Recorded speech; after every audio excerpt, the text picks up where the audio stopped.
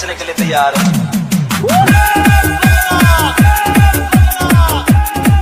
DJ पवन राजा, DJ पवन राजा।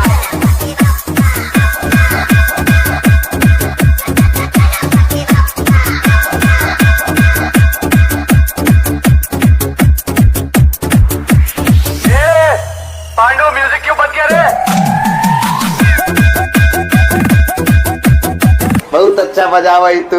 अम्बर से कभी लड़के देख, फाड़ा दबो तर बेसवा।